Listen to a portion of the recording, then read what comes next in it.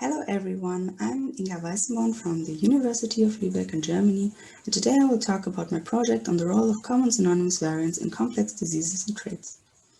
It is known that the genetic code is degenerate. We have 64 different codons and 20 different amino acids. This means several codons encode for the same amino acid. Such codons are called synonymous codons, for example, as you can see in this codon sum. GGG and GGA. Now those variants which are located in codon gene regions and don't alter the amino acid sequence of the respective proteins are termed synonymous variants. And because the synonymous variants don't change the amino acid sequence, they have been widely neglected in genetic studies. But recently their functional roles are increasingly investigated, but not yet systematically with respect to diseases and traits. And here I present the results of such an evaluation based on the GWAS catalog, which is an open source database of SNP trait associations. The data provided there was processed in two different ways. First, it was directly annotated via the variant effect predictor and filtered for exclusively synonymous variants. That means we only included variants which had no consequences other than the synonymous one. And secondly, it was previously extended. For this, the SNPA tool was used to add proxy variants with linkage disequilibrium given a r squared greater than or equal to 0.8. The proxy variants were determined within this respective study population specified in the GWAS catalog.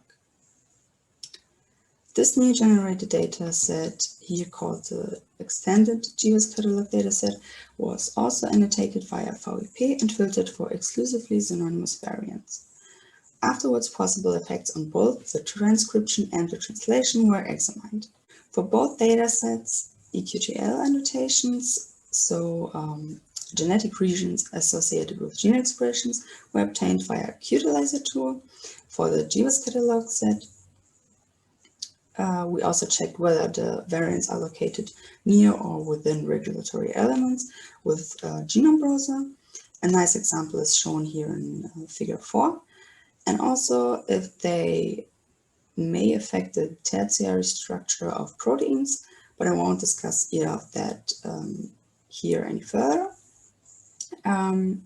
For the extended GWAS catalog dataset, we calculated the relative synonymous codon usage, the relative synonymous codon usage to analyze codon usage bias, which is a bias towards one of the synonymous codons of an amino acid.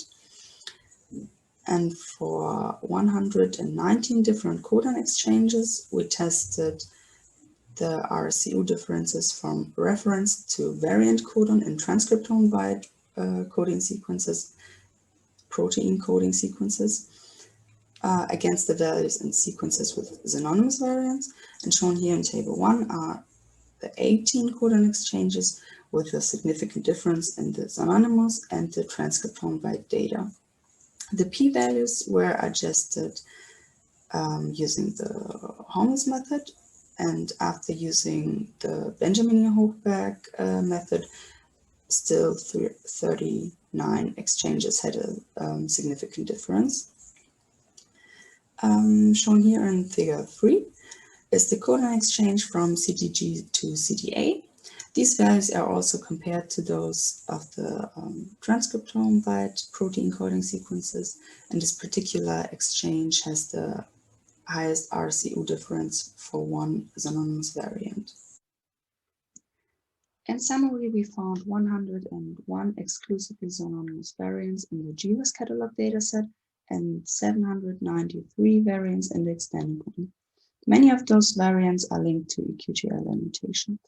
We also showed that RCU distributions for 39 of 119 trait-associated synonymous codons differ significantly from those of transcriptome-wide protein coding sequences. So our results indicate GWAS variants and biological mechanisms for follow-up studies, and that functional roles of synonymous disease-associated variants may be more common than intuitively expected. Thank you for your attention and thank you for having me.